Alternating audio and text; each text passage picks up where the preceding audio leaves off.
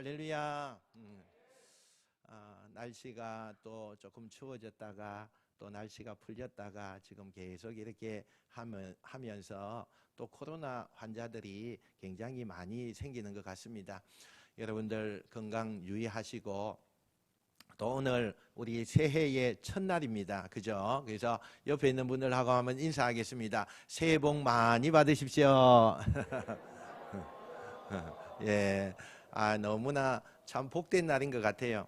1월 1일이 또 주일이고, 또 1월 1일이 또 우리가 예배 드리는 귀한 날이 된다는 것은 참 복되다. 그래서 제가 한 주간 이렇게 생각을 하면서, 올 이제 2023년도에는 하나님 앞에 첫 시간을 또 예배 드리고, 또 우리가 하루에 첫날을 예배 드리는 이 모습을 우리가 보면서 하나님께서 우리 가정에 또 우리 성도들의 그 생업에 복을 많이 내려주실 거다, 이런 확신이 생겼습니다. 여러분, 그런 복이 임하시길 축원합니다. 오늘 저는 새해 첫날에 무슨 말씀을 할까 이렇게 생각을 하다가 오늘 시편 37편에 있는 말씀으로 문을 열려고 합니다. 오늘 제목이 제가 의인답게 살아냅시다, 이런 제목을 했습니다. 의인답게 살아냅시다. 우리가 의인답게 살라 이렇게 할 수도 있어요. 그러나 의인답게 살아내는 것이 중요한 것 같아요. 그래서 제목을 살아냅시다, 이렇게 제목으로 말씀을 드리려고 합니다. 오늘 본문의 말씀은 우리가 잘 아는 말씀이죠. 다윗이 노년에 이르러서 지은 것으로 추정되는 비탄시다, 이렇게 이야기합니다. 이 비탄시라고 할 때는 좀 부정적인 그런 마음이 좀 있었다는 걸 의미하고 있고, 또 세상에 대해서 여러 가지 환멸을 느끼면서 하나님 이렇게 해도 됩니까? 이렇게 말을 할 정도의 그런 시다라는 것을 우리가 염두에 두시면 좋겠어요. 이 다윗이요, 아마도 자기의 과거의 생활들이 막 생각난 것 같아요. 과거에는 너무너무 어려웠어요. 핍박을 많이 받았고, 또 사울에 의하여서 잡아 죽을 뻔한 그런 일들이 굉장히 많이 있었습니다. 그러면서도 의인은 고통당하는데 악인은 너무너무 번성하고 잘 사는 것 같고, 그렇게 되어지는 것을 이 다윗의 눈을 통해서 봤단 말입니다. 그러니까 이건 너무나 모순적인 거 아닙니까? 하나님 앞에 따지듯이 그렇게 말씀을 하고 있어요. 그러나 여러분, 현실 상황 속에서도 하나님의 주권적인 그 공의와 섭리는요, 이 현실 가운데에서도 계속 되어지고 있어요. 또 종국에 가서는 악인은 하나님의 심판을 반드시 받게 되고, 그리고 끝까지 하나님의 은혜와 믿음을 지킨 의인들은 하나님의 축복을 받을 것이라고 하는 이것에 대해서 분명하게 하나님이 말씀하고 계신다는 것을 여러분 믿으시길 축원합니다. 여러분, 그러므로요, 믿음으로 산다는 것은 이건 그렇게 간단한 문제가 아닙니다. 믿음을 지키고 산다는 것은 참 어려워요. 지금 이 세상에 내가 믿음을 지킨다, 참 어렵습니다. 사실 우리나라에 종교적인 자유가 있죠. 그래서 조금 나아요. 그러나 그게 나은 게 아닙니다. 종교적인 자유가 있다 해서 내가 자유롭게 신앙생활을 하다 보니까 내 마음에 달린 거예요. 이건 하나님이 나에게 주신 그 열정과 열심으로 하는 것이 아니라 내 마음에 달려 있어요. 내가 오늘 교회 가기 싫으면 가지 않고, 내가 오늘 또 뭐 세상적인 바쁨이 있으면 그 바쁨 때문에 교회에 빠지고, 정말 그렇게 되어져요. 그러나 여러분, 전 세계적으로 봤을 때 기독교가 얼마나 핍박을 당하는지 몰라요. 기독교 때문에 자기 가족들과 함께 다 순교당하는 일들이 너무너무 많아요. 신앙 하나 때문에 이거 지키겠다고 목숨 걸고 신앙생활 하는 사람들이 너무 많아요. 그러나 우리는 그렇지 않아요. 우리가 교회 나온다고 해서 작년인가요? 재작년인가요? 뭐 옆집에서 고발해서 요 교회에 모임을 하지 말라고 했는데 모임을 합니다. 고발해서 구청에서도 나오고 시청에서도 나오고 이런 일은 있었어요. 그러나 여러분, 종교적인 자유잖아요. 그래서 우리가 그 예배 드렸다고 해서 당신 재판에 걸겠습니다. 그래서 재판장에 세우고 당신 왜 교회 갔습니까? 당신 왜 예수 믿습니까? 그래서 사람을 죽이려고 하는 그런 일은 아직 우리나라에는 없잖아요.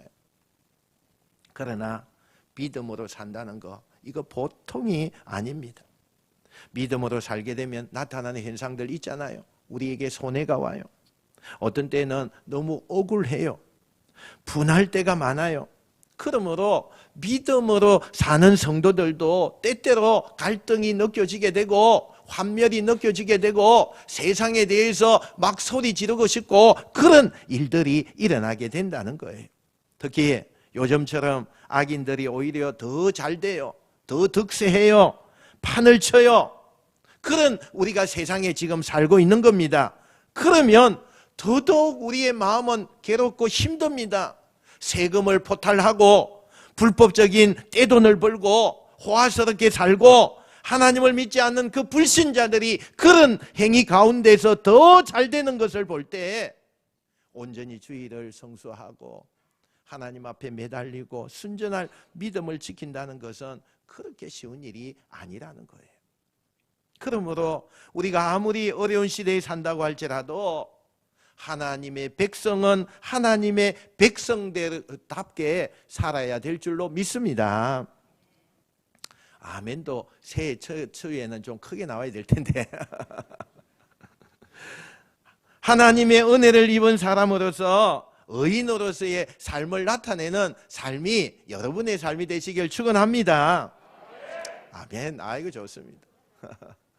그래서 우리가 이 새해 첫날부터 의인답게 우리가 살아냅시다. 의인답게 살아내야 돼요. 여러분 성경에 말씀하는 의인이라고 할 때 도덕적으로나 윤리적으로나 결점이 없다 이런 뜻으로 의인을 성경은 쓰고 있지 않습니다. 하나님 앞에서 의인은 하나도 없다 그렇게 성경이 말하고 있어요. 바울이 로마서 3장 10절에 보니까 기록한 바 의인은 하나도 없나니 하나도 없으며 이렇게 반복해서 말씀을 해요. 이 말은 뭐냐면 이 세상에 의인은 한 명도 없다 이걸 지금 강조하고 있다는 거죠. 또 창세기 6장 9절에 보니까 이것이 노아의 족본이라 노아는 의인이요 당대의 완전한 자라 그는 하나님과 동행하였으며 이랬어요. 창세기 때에 보니까 이 노아는 하나님 앞에서 의인이다 완전한 자다 이렇게 말씀을 하고 있지만 그 뒤에 가요 하나님과 동행하였더라 이 말씀은 뭐냐면 그가 절대적인 의인이 아니라는 거예요. 정말 하나님의 은혜를 입고 하나님의 은혜 가운데 동행하는 그런 삶 가운데 의인이라고 지칭을 해줬지 실제로 의인이다 아니라는 거예요. 다시 말하면 예수 그리스도로 말미암아 구속을 받은 하나님의 백성이 바로 의인이다 이렇게 칭해 준 거예요. 그래서 성경은 예수 그리스도 안에 있는 성도를 가리켜서 의인이다 이렇게 말씀하고 있다는 거예요. 또 오늘 본문에서 의인이라고 이야기할 때 우리가 좀 히브리 말로 한번 살펴볼 필요가 있습니다. 히브리 말은 카도시라고 하는 단어예요. 이건 또 다르게 또 쓰고 있는데 하시드라고 하는 또 이 말로도 쓰고 있어요.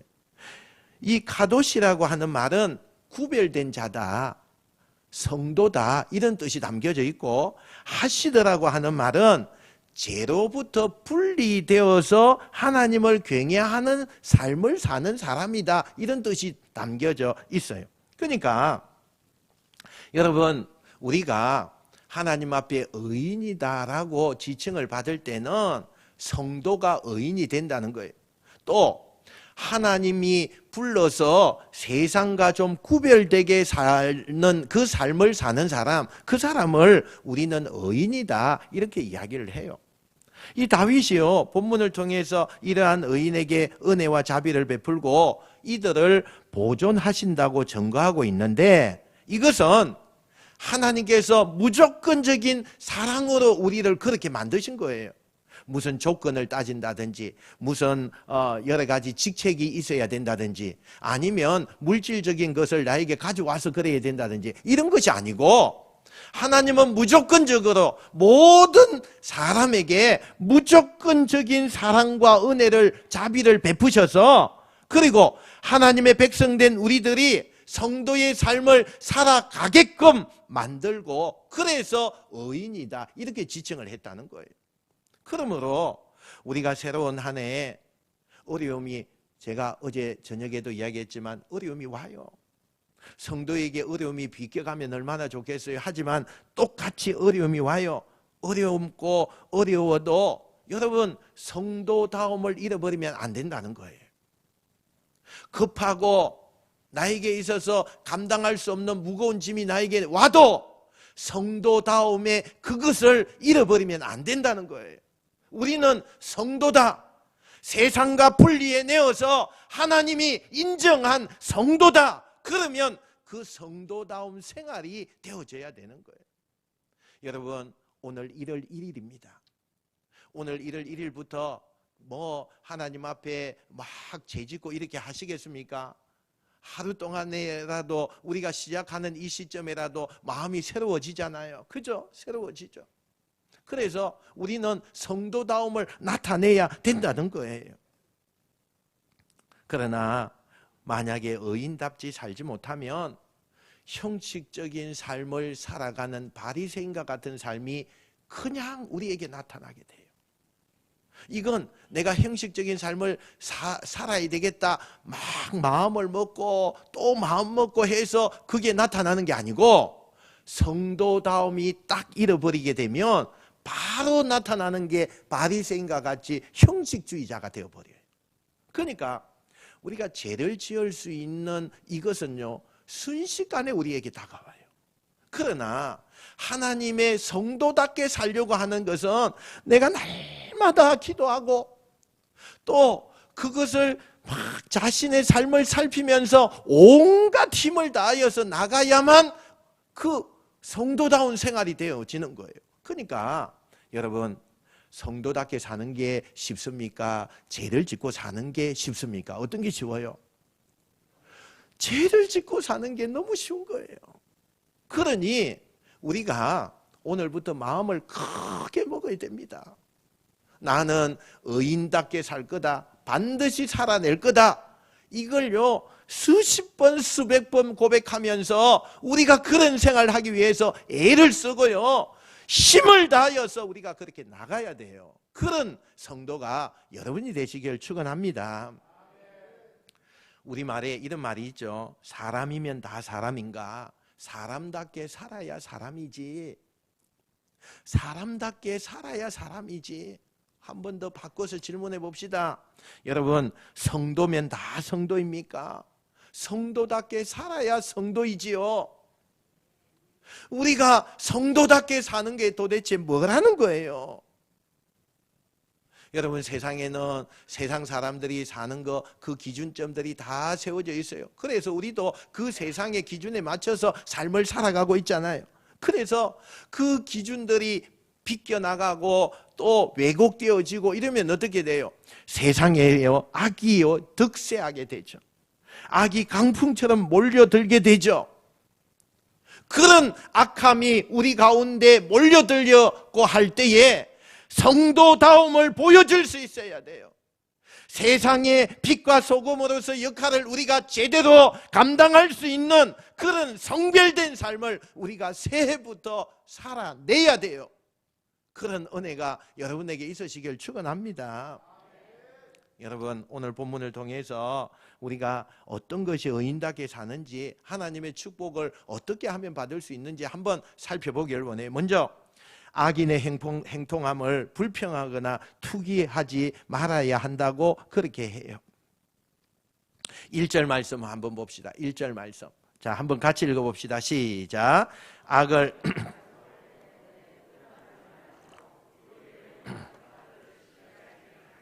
아멘. 행악자들의 파괴적인 그런 행동 때문에 많은 해가 우리에게 찾아와요. 해로운 것들이 우리에게 막 찾아오는 거예요. 그래서 그런 것을 보면은 제일 먼저 나타나는 게 분노예요. 분노. 화가 나는 거죠. 그러나 여러분, 그들을 대항하지 말라. 오늘 1절에 그 말을 하고 있는 거죠. 대항하지 말라. 불의한 자들이 겉으로는 잘 살게 되고 형통한 것 같고 많은 사람들에게 존경을 받는 것 같지만 여러분, 그게 진정한 존경을 받는 겁니까? 아니에요. 그것을 부러워하지 말라는 거예요.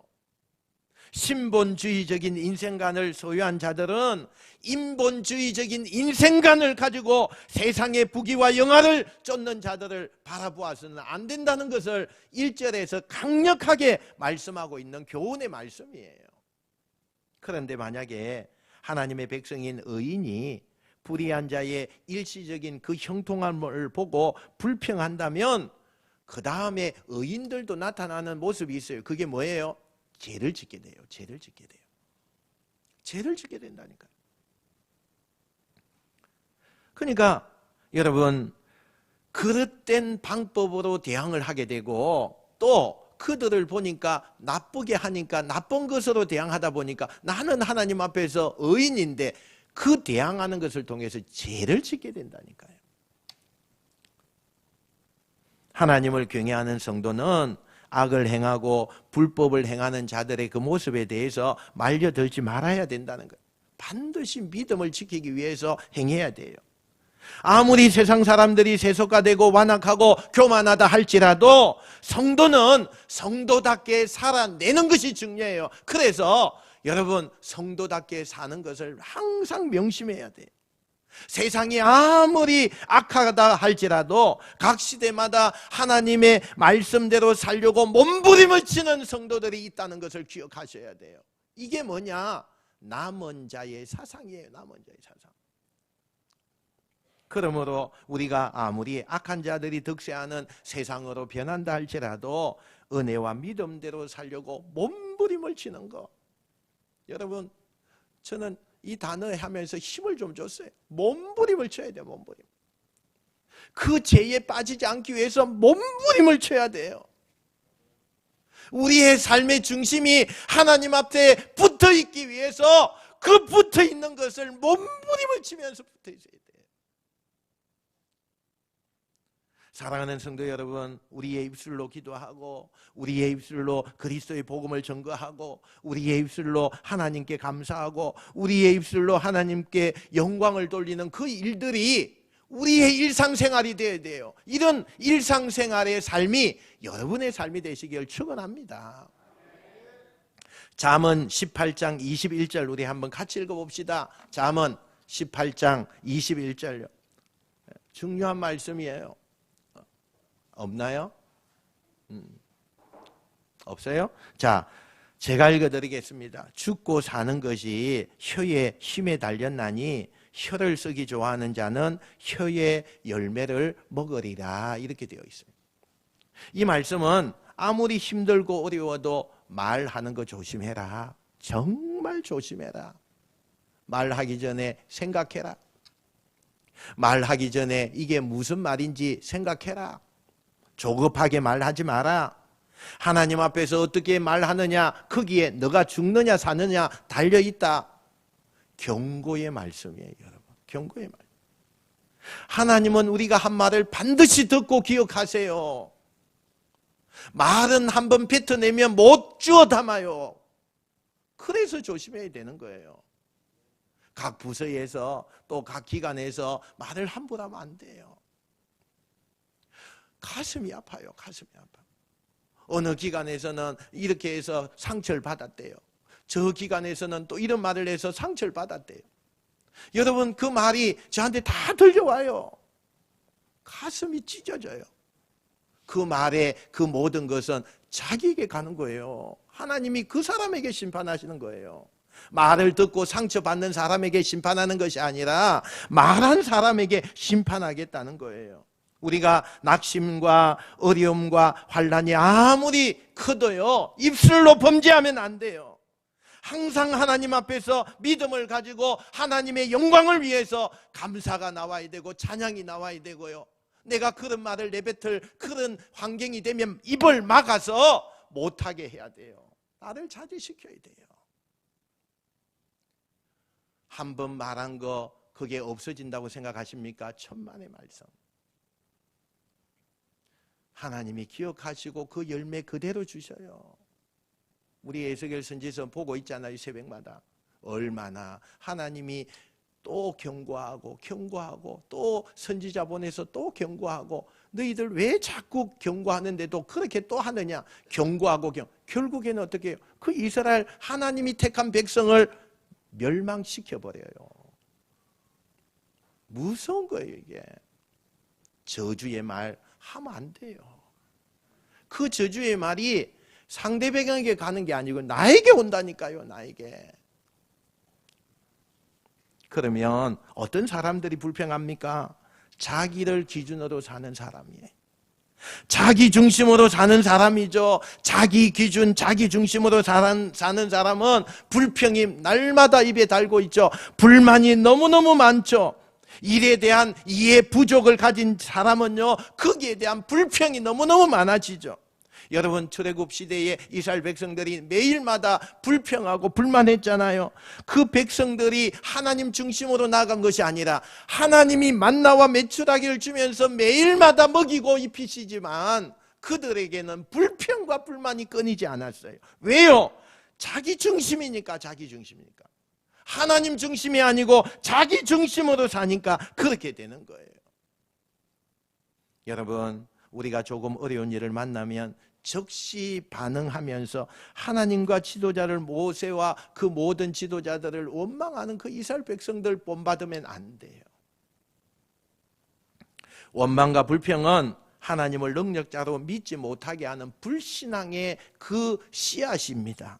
그러므로 원죄와 자범죄로 영 죽었던 내가 예수 그리스도의 십자가의 은혜로 구원받은 것을 날마다 되새김질하고 생각하고 해서 불만과 불평이 없어져야 돼요. 나는 이미 죽었고 나는 이미 저 지옥에 가야 될 사람인데 하나님이 예수님을 보내셔서 이 땅에서 고난과 고통과 여러 가지 인간의 그 수모를 당하시면서 십자가에 죽으셨어요. 왜 죽으셨어요? 저와 여러분 위해서. 저와 여러분 살려내기 위해서. 그런데 그것을 생각하지 못하면 불평과 불만이 쏟아져 나오죠. 새해부터 막 불평과 불만이 쏟아져 나오죠. 여러분, 그거 우리가 어떻게 감당하려고 그래요? 하나님이 죽은 우리를 살려내셨는데 그것보다 더 큰 은혜가 어디에 있겠어요? 그러면 우리는 사랑하고 우리는 감사하고 그래야 되는 거 맞잖아요. 여러분, 어떤 조건에서도 불평하지 마시기 바랍니다. 악인의 형통을 보면서 불평하지 마시기 바랍니다. 악인의 행동하면요, 순간적입니다. 순간적입니다. 아무리 악인이 잘 되는 것 같아도 악인들은 풀과 같다고 2절에 말하잖아요. 배임을 속히 당한대요. 배임을. 그런데 우리가 악인을 봤을 때 언제 배임을 당하는지, 왜 저 사람 저렇게 놔두냐고 이렇게 불평하잖아요. 하지 마세요. 곧 배임을 당해요. 푸른 채소 역시 그 푸르름에 며칠을 못 넘기지 않습니까? 아침에 안개와 같이 하늘에 떠 있는 구름과 같은 인생들이에요. 그러니 뭐 때문에 우리가 그걸 우리가 죄를 지으면서 그렇게 하려고 그래요? 악인의 계획은 허망해요. 악인이 숨었어요. 의인을 죽이려고 숨어 지금 있어요. 그런데 여러분, 그 계획이 허망하여져요. 악인이 칼을 빼고 활을 당길지라도 그 칼과 활은 결국에는 자기의 심장으로 오게 돼요. 절대로 그곳에 우리가 범죄하면 안 돼요. 악인은 잠깐 후에 반드시 하나님의 정하신 심판대 앞에 곧 서게 될 거예요. 여러분, 우리가 100세 산다고 그게 긴 세월일까요? 영원한 천국이 있는데, 날이 셀 수가 없는 영원함이 그곳에 있는데, 인생은 잠깐입니다. 잠깐이에요. 너무 잠깐이에요. 연세 드신 분들 너무 잠깐이죠. 엊그제 내가 중고등부 생활한 것 같은데 지금 연세가 많이 드셨잖아요. 또 왜 이렇게 세월이 빨리 갑니까? 2022년도가 엊그제 이제 막 송구영신 예배 그때 2021년도에 드렸는데 2022년도 이제 막 시작했는데 벌써 2023년도 1월 1일이에요. 얼마나 빨리 갑니까? 얼마나 빨리 가요. 그러므로 우리는 불꽃 같은 눈동자로 우리의 일거수일투족을 감찰하시는 하나님 앞에 불평불만하지 않는 여러분 되시길 축원합니다. 그 다음에 두 번째는 선을 행해야 된대요. 우리 새해에는 선을 행하는 사람이 되어야 돼요. 3절 상반절에 보니까 여호와를 의뢰하여 선을 행하라 이렇게 말씀했어요. 의인답게 살려면 선을 행해야 돼요. 우리가 가만히 있으면 안 돼요.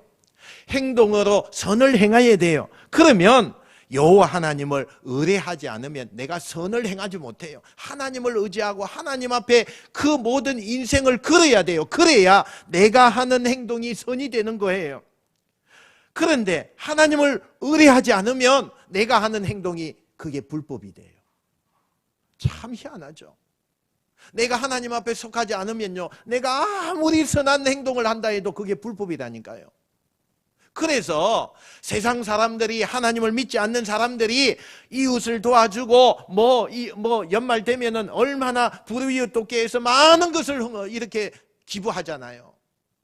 그게 하나님 앞에서는 불법이라니까요. 다 죄예요, 죄. 그게 선한 일이 아니라니까요. 그러니 하나님을 의뢰해야 돼요. 여호와를 의뢰하라.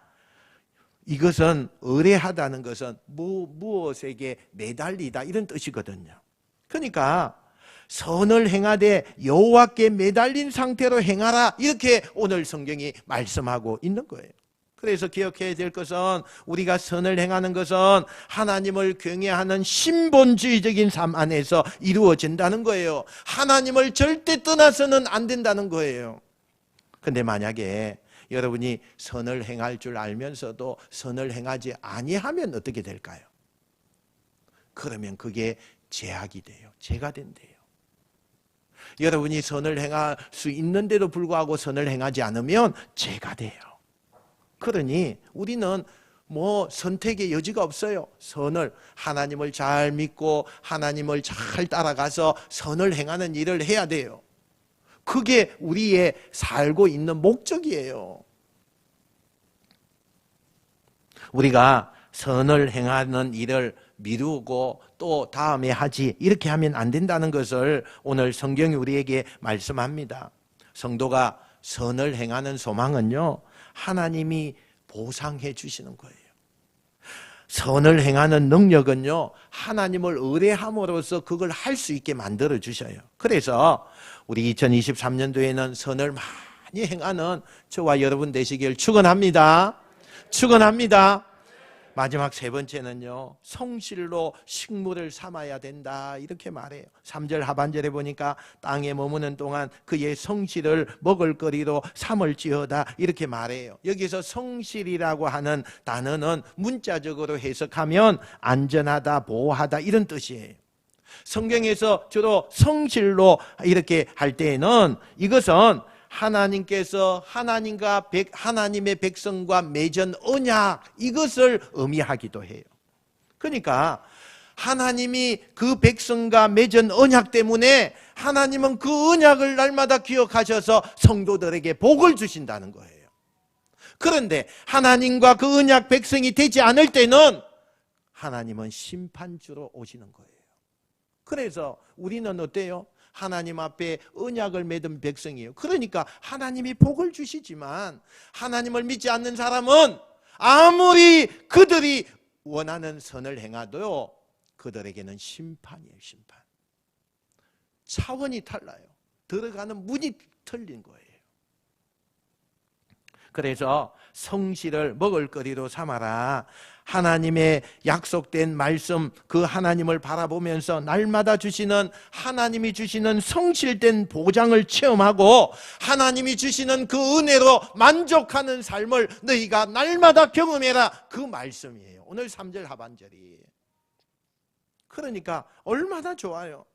우리에게 대하여 성실하신 하나님의 그 은혜를 양식으로 삼기를 원하는 그런 마음이 들지 않겠습니까? 그래서 우리도 자신을 성실해야 된다는 거예요.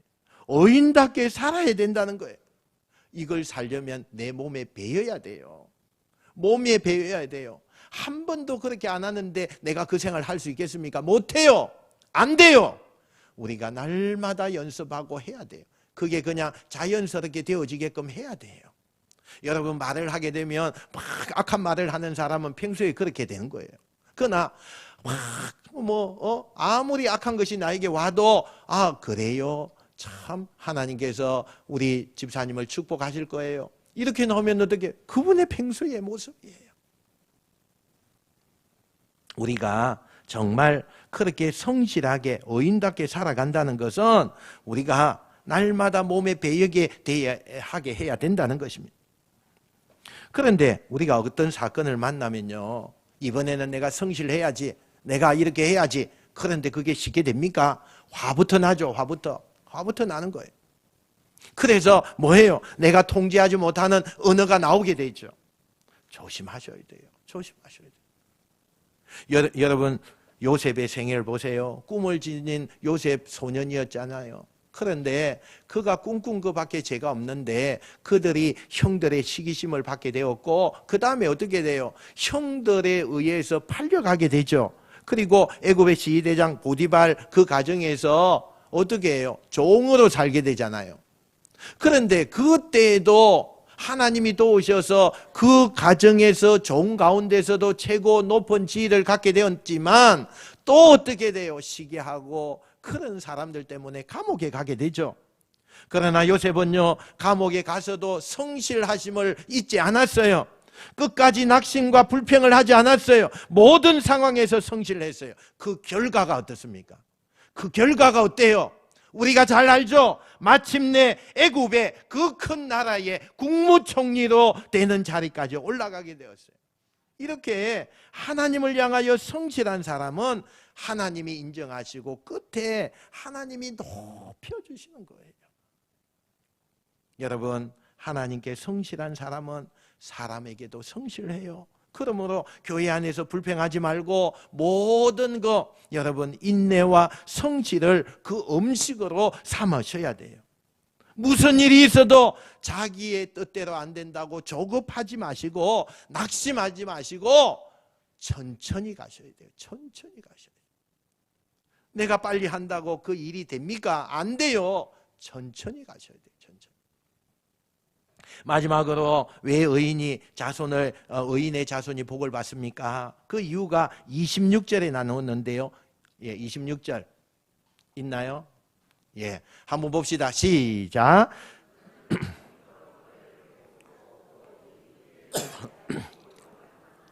아멘. 자, 여기에는요, 주는 자가 복이 있다 이 말이잖아요. 그죠? 주는 자가 복이 있다. 어인은 하나님이 기근 때에도요 풍족하게 해줘요. 왜? 주는 자가 복이 있어서 평소에 많이 심었어요. 내가 풍족하지 못할 때도 주는 자였어요. 그러니 하나님이 기근 때에, 너무 어려울 때에 그 가정 죽여라고 놔두겠습니까? 아닙니다. 살려내는 거예요. 풍족하게 해주는 거예요. 남들이 보니까 어떻게 저렇게 할 수 있느냐, 그럴 정도의 복을 주신다는 거예요.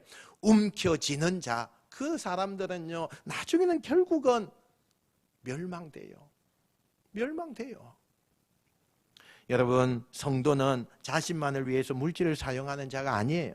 나보다 못한 다른 사람을 위해서 정말 도움이 필요한 이들에게 손을 뻗으셔야 돼요. 이런 성도들의 자손들이요 복을 받는 거예요. 이런 자손들이요 크게 하나님이 쓰시는 거예요. 왜? 부모가 그렇게 하나님 앞에 심었어요. 그 심은 것이 부모 때에도 열매가 맺지만 자녀들에게 강력하게 열매 맺게 해주십니다. 놀랍죠? 놀라워요. 예수 믿는 우리들은요 특별한 존재입니다. 왜냐하면 우리는 예수 그리스도의 공로로 말미암아 구속을 받은 하나님의 사람들이기 때문이에요. 여러분, 이 세상이 끝이 아니잖아요. 잘 알죠? 끝이 아닌데 왜 이 세상을 끝처럼 생각하고 삽니까? 우리의 영원한 것을 생각해 보세요. 저 하늘나라 생각해 보세요. 마음이 좀 푸근해져요. 마음의 여유가 좀 생겨져요.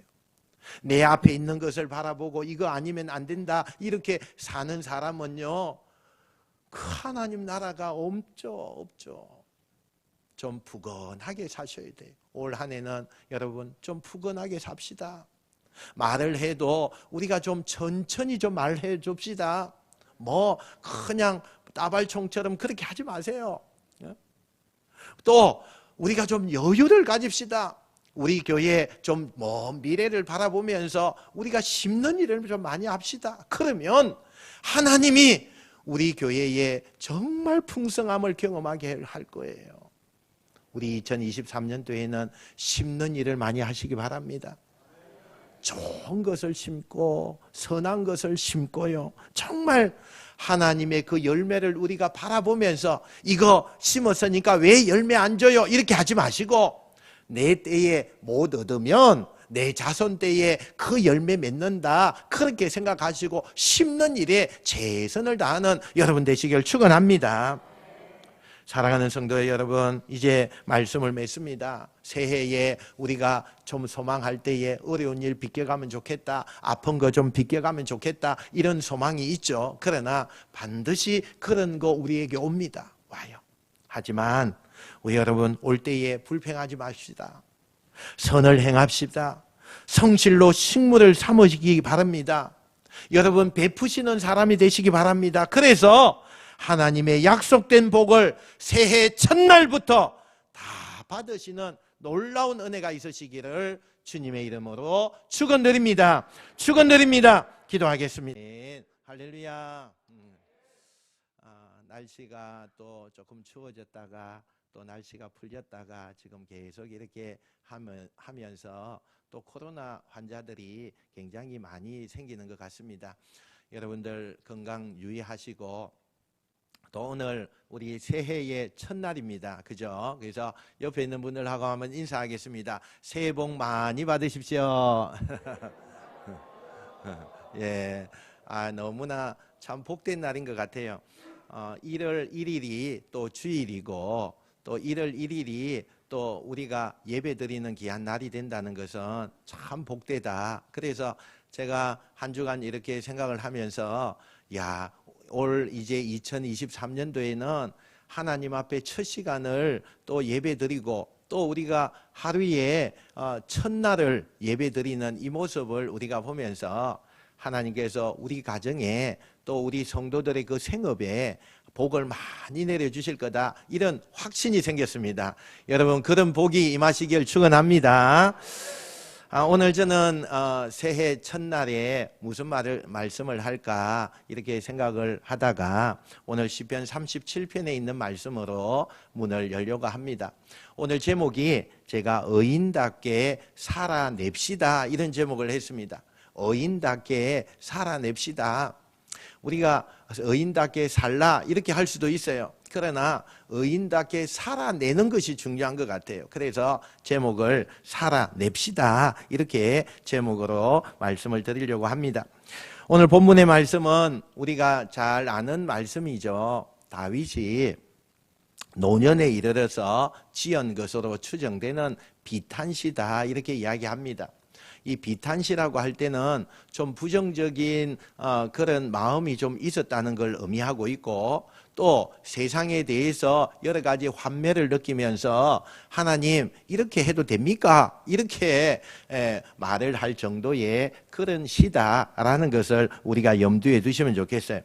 이 다윗이요, 아마도 자기의 과거의 생활들이 막 생각난 것 같아요. 과거에는 너무너무 어려웠어요.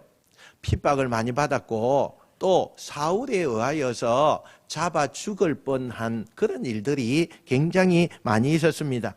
그러면서도 의인은 고통당하는데 악인은 너무너무 번성하고 잘 사는 것 같고 그렇게 되어지는 것을 이 다윗의 눈을 통해서 봤단 말입니다. 그러니까 이건 너무나 모순적인 거 아닙니까? 하나님 앞에 따지듯이 그렇게 말씀을 하고 있어요. 그러나 여러분, 현실 상황 속에서도 하나님의 주권적인 그 공의와 섭리는요, 이 현실 가운데에서도 계속 되어지고 있어요. 또 종국에 가서는 악인은 하나님의 심판을 반드시 받게 되고, 그리고 끝까지 하나님의 은혜와 믿음을 지킨 의인들은 하나님의 축복을 받을 것이라고 하는 이것에 대해서 분명하게 하나님이 말씀하고 계신다는 것을 여러분 믿으시길 축원합니다. 여러분, 그러므로요, 믿음으로 산다는 것은 이건 그렇게 간단한 문제가 아닙니다. 믿음을 지키고 산다는 것은 참 어려워요. 지금 이 세상에 내가 믿음을 지킨다, 참 어렵습니다. 사실 우리나라에 종교적인 자유가 있죠. 그래서 조금 나아요. 그러나 그게 나은 게 아닙니다. 종교적인 자유가 있다 해서 내가 자유롭게 신앙생활을 하다 보니까 내 마음에 달린 거예요. 이건 하나님이 나에게 주신 그 열정과 열심으로 하는 것이 아니라 내 마음에 달려 있어요. 내가 오늘 교회 가기 싫으면 가지 않고, 내가 오늘 또 뭐 세상적인 바쁨이 있으면 그 바쁨 때문에 교회에 빠지고, 정말 그렇게 되어져요. 그러나 여러분, 전 세계적으로 봤을 때 기독교가 얼마나 핍박을 당하는지 몰라요. 기독교 때문에 자기 가족들과 함께 다 순교당하는 일들이 너무너무 많아요. 신앙 하나 때문에 이거 지키겠다고 목숨 걸고 신앙생활 하는 사람들이 너무 많아요. 그러나 우리는 그렇지 않아요. 우리가 교회 나온다고 해서 작년인가요? 재작년인가요? 뭐 옆집에서 고발해서 요 교회에 모임을 하지 말라고 했는데 모임을 합니다. 고발해서 구청에서도 나오고 시청에서도 나오고 이런 일은 있었어요. 그러나 여러분, 종교적인 자유잖아요. 그래서 우리가 그 예배 드렸다고 해서 당신 재판에 걸겠습니다. 그래서 재판장에 세우고 당신 왜 교회 갔습니까? 당신 왜 예수 믿습니까? 그래서 사람을 죽이려고 하는 그런 일은 아직 우리나라에는 없잖아요. 그러나 믿음으로 산다는 거, 이거 보통이 아닙니다. 믿음으로 살게 되면 나타나는 현상들 있잖아요. 우리에게 손해가 와요. 어떤 때는 너무 억울해요. 분할 때가 많아요. 그러므로 믿음으로 사는 성도들도 때때로 갈등이 느껴지게 되고 환멸이 느껴지게 되고 세상에 대해서 막 소리 지르고 싶고 그런 일들이 일어나게 된다는 거예요. 특히 요즘처럼 악인들이 오히려 더 잘 돼요. 더 득세해요. 판을 쳐요. 그런 우리가 세상에 지금 살고 있는 겁니다. 그러면 더더욱 우리의 마음은 괴롭고 힘듭니다.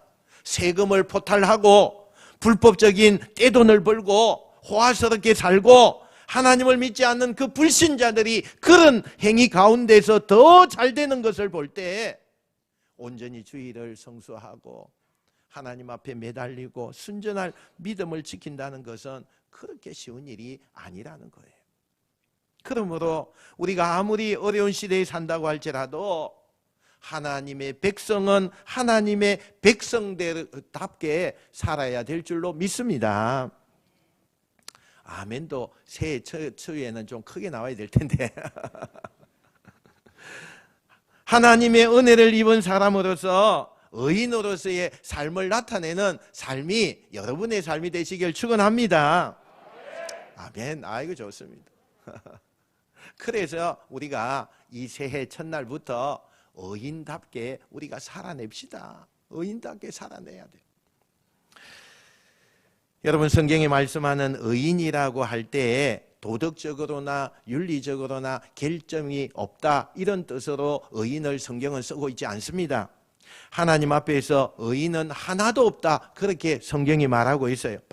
바울이 로마서 3장 10절에 보니까 기록한 바 의인은 하나도 없나니 하나도 없으며 이렇게 반복해서 말씀을 해요. 이 말은 뭐냐면 이 세상에 의인은 한 명도 없다 이걸 지금 강조하고 있다는 거죠. 또 창세기 6장 9절에 보니까 이것이 노아의 족본이라 노아는 의인이요 당대의 완전한 자라 그는 하나님과 동행하였으며 이랬어요. 창세기 때에 보니까 이 노아는 하나님 앞에서 의인이다 완전한 자다 이렇게 말씀을 하고 있지만 그 뒤에 가요 하나님과 동행하였더라. 이 말씀은 뭐냐면 그가 절대적인 의인이 아니라는 거예요. 정말 하나님의 은혜를 입고 하나님의 은혜 가운데 동행하는 그런 삶 가운데 의인이라고 지칭을 해줬지 실제로 의인이다 아니라는 거예요. 다시 말하면 예수 그리스도로 말미암아 구속을 받은 하나님의 백성이 바로 의인이다, 이렇게 칭해 준 거예요. 그래서 성경은 예수 그리스도 안에 있는 성도를 가리켜서 의인이다, 이렇게 말씀하고 있다는 거예요. 또 오늘 본문에서 의인이라고 이야기할 때 우리가 좀 히브리 말로 한번 살펴볼 필요가 있습니다. 히브리 말은 카도시라고 하는 단어예요. 이건 또 다르게 또 쓰고 있는데 하시드라고 하는 또 이 말로도 쓰고 있어요. 이 카도시라고 하는 말은 구별된 자다, 성도다, 이런 뜻이 담겨져 있고, 하시드라고 하는 말은 죄로부터 분리되어서 하나님을 경외하는 삶을 사는 사람이다, 이런 뜻이 담겨져 있어요. 그러니까 여러분, 우리가 하나님 앞에 의인이다라고 지칭을 받을 때는 성도가 의인이 된다는 거예요. 또 하나님이 불러서 세상과 좀 구별되게 사는 그 삶을 사는 사람, 그 사람을 우리는 의인이다, 이렇게 이야기를 해요. 이 다윗이요, 본문을 통해서 이러한 의인에게 은혜와 자비를 베풀고 이들을 보존하신다고 증거하고 있는데, 이것은 하나님께서 무조건적인 사랑으로 우리를 그렇게 만드신 거예요.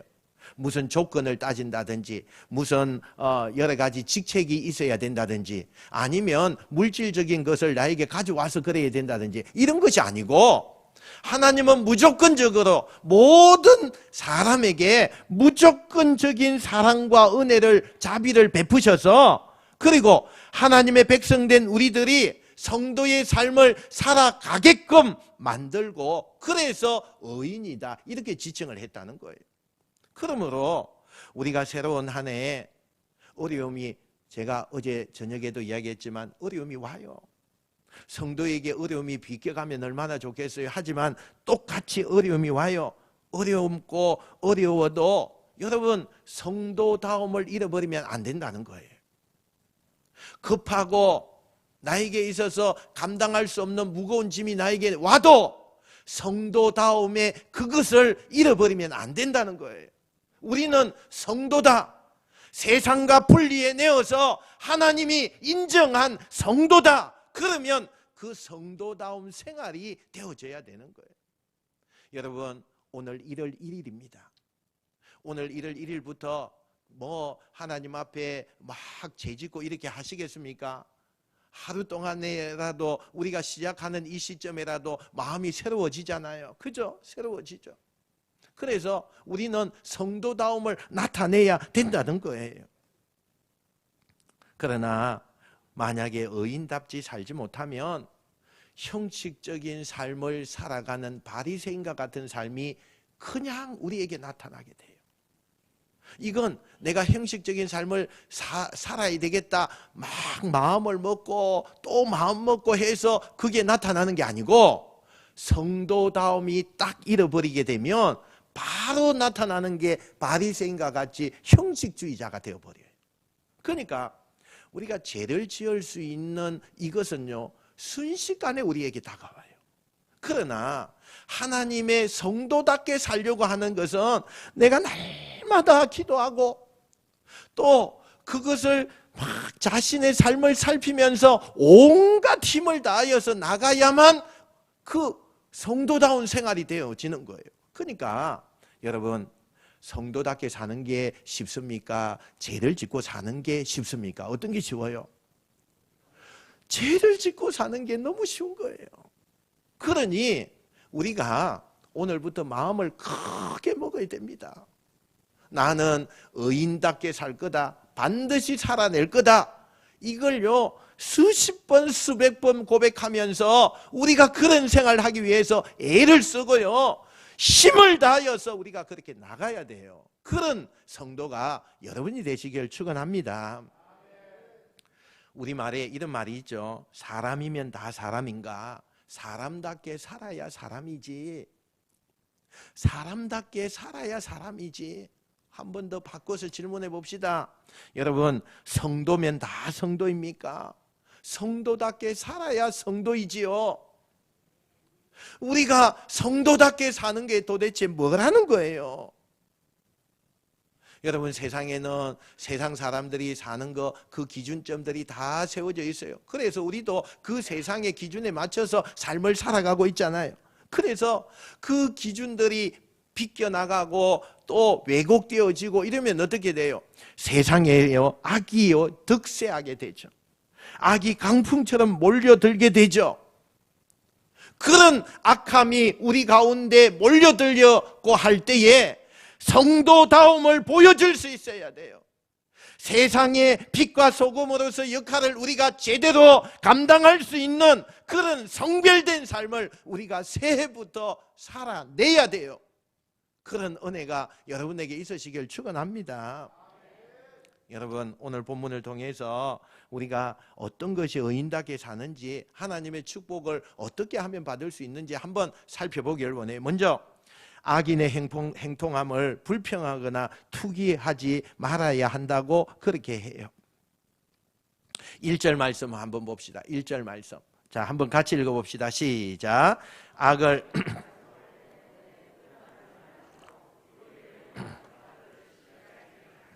아멘. 행악자들의 파괴적인 그런 행동 때문에 많은 해가 우리에게 찾아와요. 해로운 것들이 우리에게 막 찾아오는 거예요. 그래서 그런 것을 보면은 제일 먼저 나타나는 게 분노예요. 분노. 화가 나는 거죠. 그러나 여러분, 그들을 대항하지 말라. 오늘 1절에 그 말을 하고 있는 거죠. 대항하지 말라. 불의한 자들이 겉으로는 잘 살게 되고 형통한 것 같고 많은 사람들에게 존경을 받는 것 같지만, 여러분, 그게 진정한 존경을 받는 겁니까? 아니에요. 그것을 부러워하지 말라는 거예요. 신본주의적인 인생관을 소유한 자들은 인본주의적인 인생관을 가지고 세상의 부귀와 영화를 쫓는 자들을 바라보아서는 안 된다는 것을 1절에서 강력하게 말씀하고 있는 교훈의 말씀이에요. 그런데 만약에 하나님의 백성인 의인이 불의한 자의 일시적인 그 형통함을 보고 불평한다면 그 다음에 의인들도 나타나는 모습이 있어요. 그게 뭐예요? 죄를 짓게 돼요. 죄를 짓게 돼요. 죄를 짓게 된다니까요.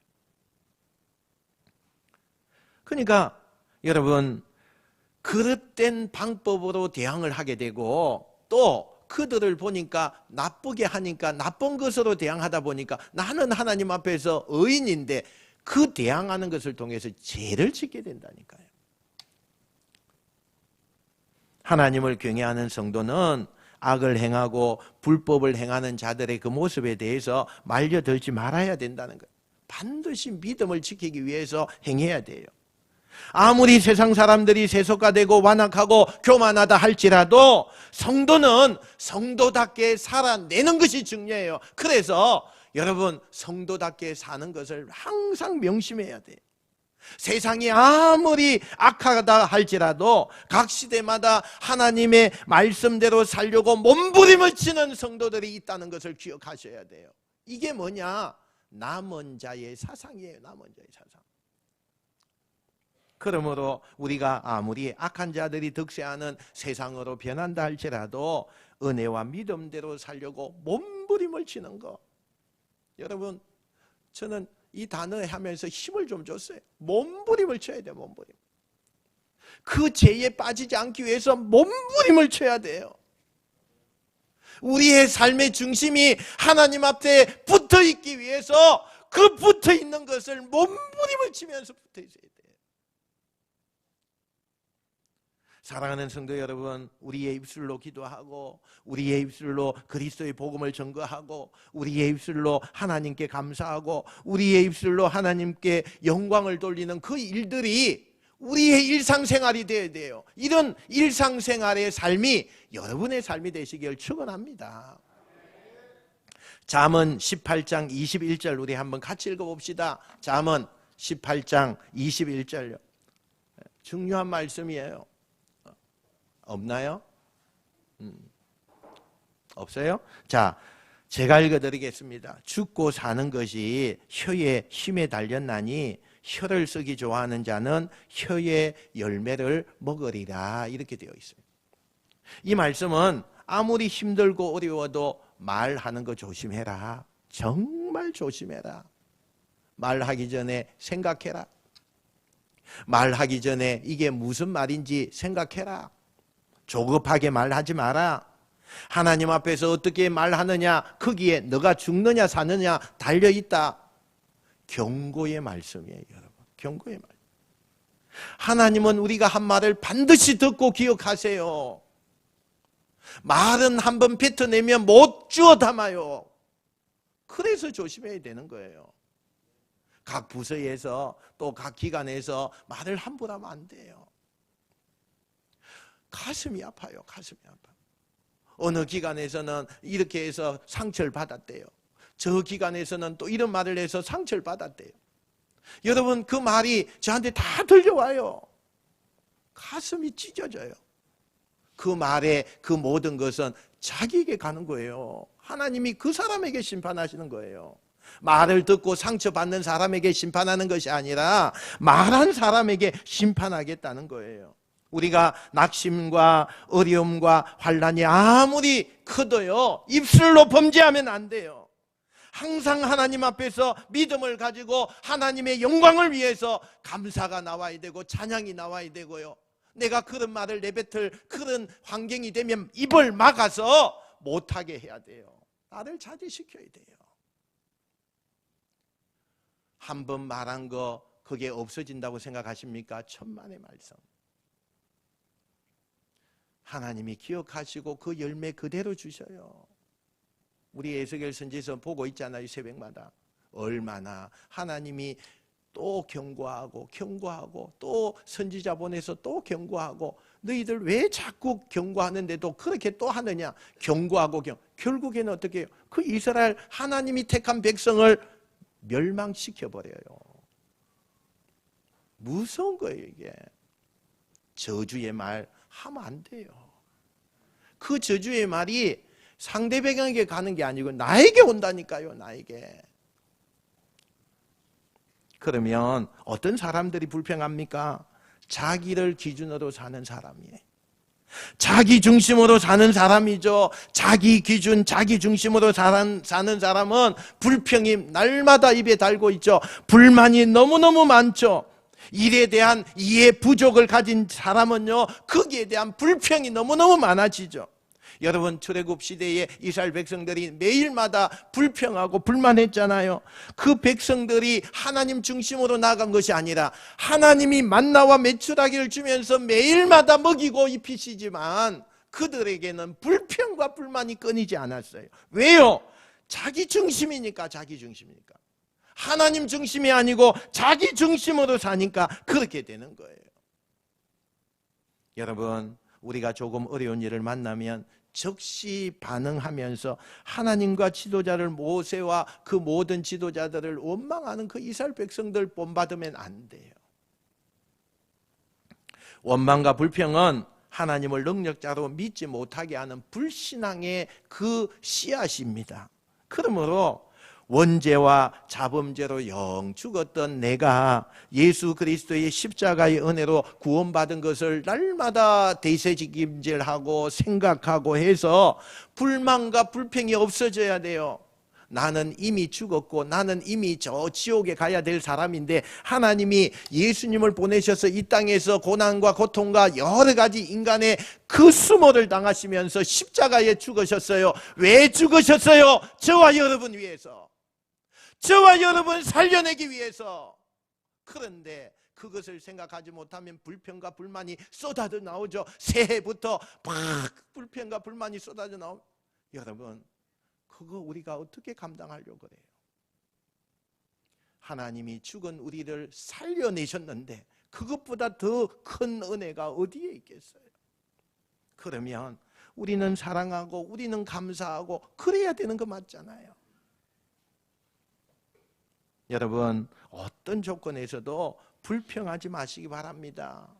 악인의 형통을 보면서 불평하지 마시기 바랍니다. 악인의 행동하면요, 순간적입니다. 순간적입니다. 아무리 악인이 잘 되는 것 같아도 악인들은 풀과 같다고 2절에 말하잖아요. 배임을 속히 당한대요. 배임을. 그런데 우리가 악인을 봤을 때 언제 배임을 당하는지, 왜 저 저 사람 저렇게 놔두냐고 이렇게 불평하잖아요. 하지 마세요. 곧 배임을 당해요. 푸른 채소 역시 그 푸르름에 며칠을 못 넘기지 않습니까? 아침에 안개와 같이 하늘에 떠 있는 구름과 같은 인생들이에요. 그러니 무엇 때문에 우리가 그걸 우리가 죄를 지으면서 그렇게 하려고 그래요? 악인의 계획은 허망해요. 악인이 숨어서요, 의인을 죽이려고 숨어 지금 있어요. 그런데 여러분, 그 계획이 허망하여져요. 악인이 칼을 빼고 활을 당길지라도 그 칼과 활은 결국에는 자기의 심장으로 오게 돼요. 절대로 그곳에 우리가 범죄하면 안 돼요. 악인은 잠깐 후에 반드시 하나님의 정하신 심판대 앞에 곧 서게 될 거예요. 여러분, 우리가 100세 산다고 그게 긴 세월일까요? 영원한 천국이 있는데, 날이 셀 수가 없는 영원함이 그곳에 있는데, 인생은 잠깐입니다. 잠깐이에요. 너무 잠깐이에요. 연세 드신 분들 너무 잠깐이죠. 엊그제 내가 중고등부 생활한 것 같은데 지금 연세가 많이 드셨잖아요. 또 왜 이렇게 세월이 빨리 갑니까? 2022년도가 엊그제 이제 막 송구영신 예배 그때 2021년도에 드렸는데 2022년도 이제 막 시작했는데 벌써 2023년도 1월 1일이에요. 얼마나 빨리 갑니까? 얼마나 빨리 가요. 그러므로 우리는 불꽃 같은 눈동자로 우리의 일거수일투족을 감찰하시는 하나님 앞에 불평불만하지 않는 여러분 되시길 축원합니다. 그 다음에 두 번째는 선을 행해야 된대요. 우리 새해에는 선을 행해야 하는 사람이 되어야 돼요. 3절 상반절에 보니까 여호와를 의뢰하여 선을 행하라 이렇게 말씀했어요. 의인답게 살려면 선을 행해야 돼요. 우리가 가만히 있으면 안 돼요. 행동으로 선을 행해야 돼요. 그러면 여호와 하나님을 의뢰하지 않으면 내가 선을 행하지 못해요. 하나님을 의지하고 하나님 앞에 그 모든 인생을 걸어야 돼요. 그래야 내가 하는 행동이 선이 되는 거예요. 그런데 하나님을 의뢰하지 않으면 내가 하는 행동이 그게 불법이 돼요. 참 희한하죠. 내가 하나님 앞에 속하지 않으면요, 내가 아무리 선한 행동을 한다 해도 그게 불법이라니까요. 그래서 세상 사람들이, 하나님을 믿지 않는 사람들이 이웃을 도와주고 연말 되면은 얼마나 불의웃돕게 많은 것을 이렇게 기부하잖아요. 그게 하나님 앞에서는 불법이라니까요. 다 죄예요, 죄. 그게 선한 일이 아니라니까요. 그러니 하나님을 의뢰해야 돼요. 여호와를 의뢰하라. 이것은 의뢰하다는 것은 무엇에게 매달리다 이런 뜻이거든요. 그러니까 선을 행하되 여호와께 매달린 상태로 행하라 이렇게 오늘 성경이 말씀하고 있는 거예요. 그래서 기억해야 될 것은 우리가 선을 행하는 것은 하나님을 경외하는 신본주의적인 삶 안에서 이루어진다는 거예요. 하나님을 절대 떠나서는 안 된다는 거예요. 그런데 만약에 여러분이 선을 행할 줄 알면서도 선을 행하지 아니하면 어떻게 될까요? 그러면 그게 죄악이 돼요. 죄가 된대요. 여러분이 선을 행할 수 있는데도 불구하고 선을 행하지 않으면 죄가 돼요.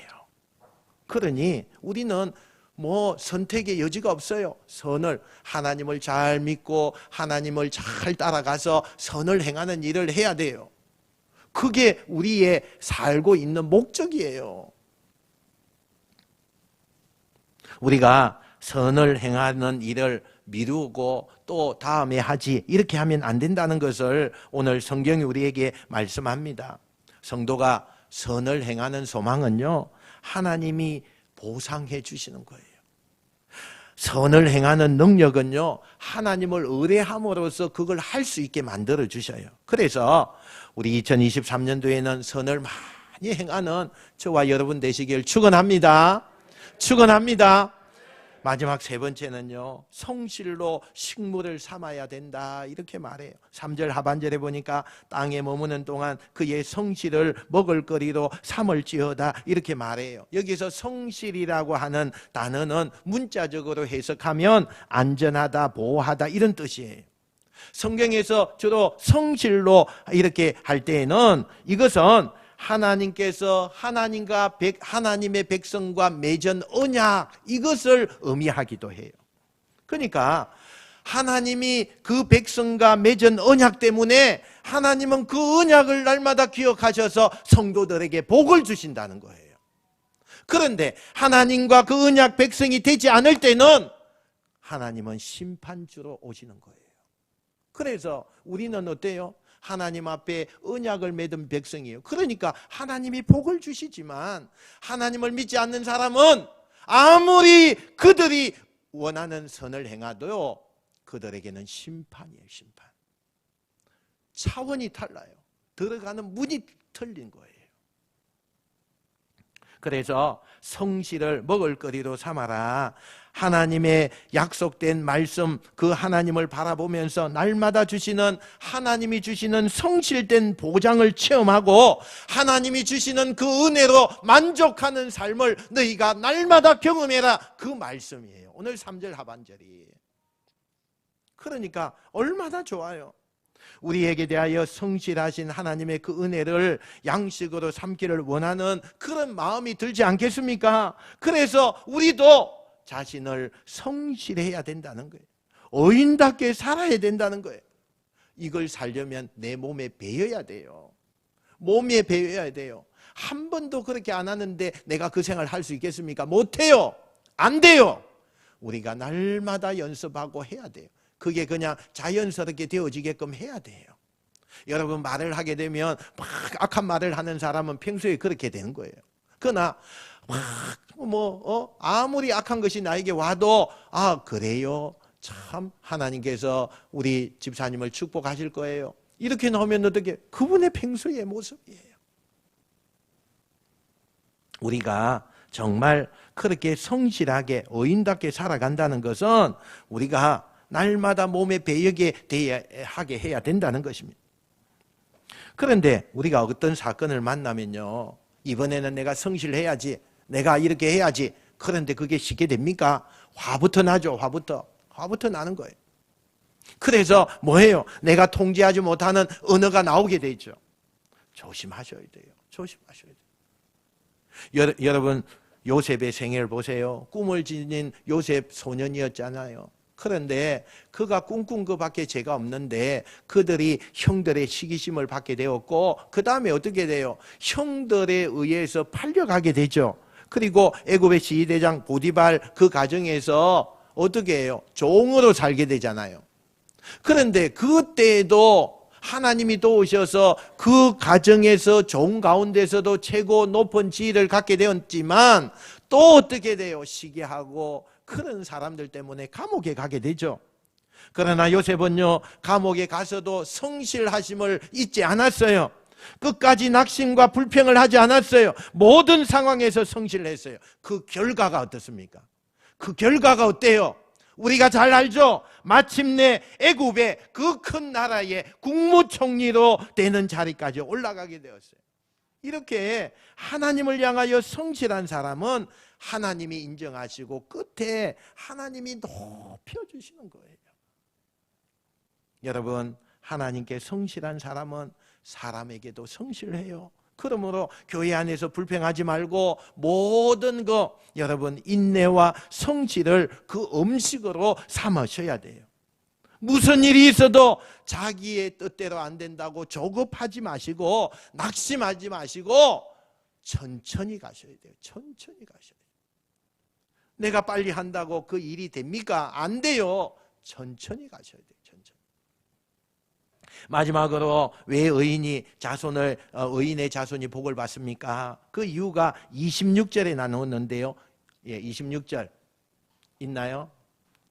한번 봅시다. 시작.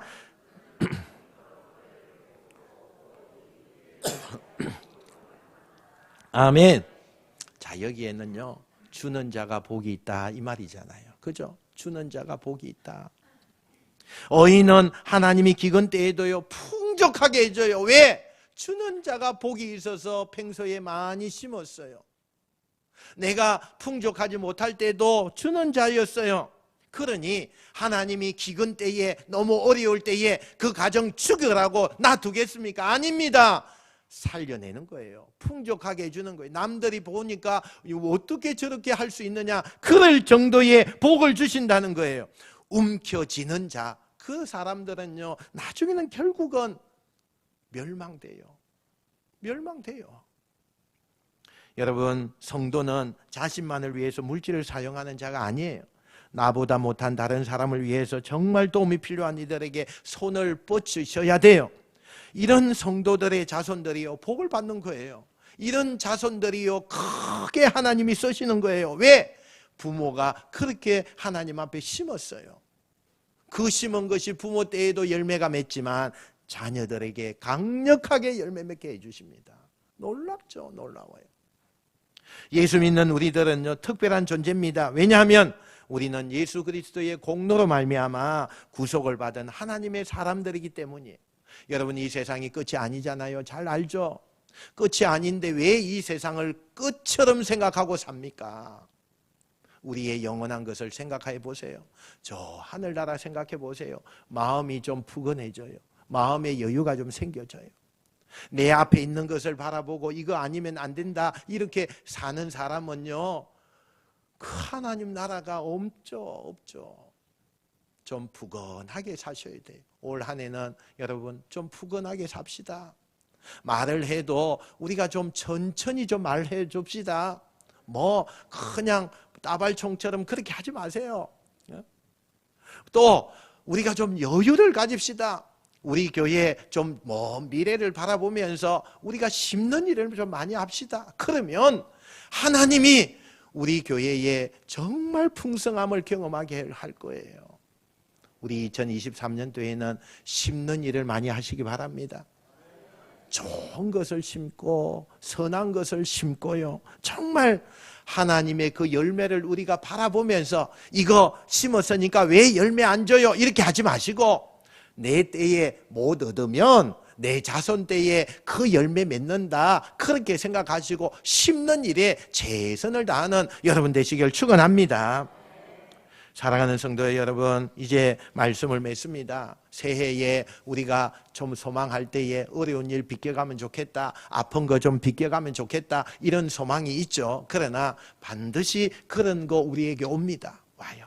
하지만 우리 여러분 올 때에 불평하지 맙시다. 선을 행합시다.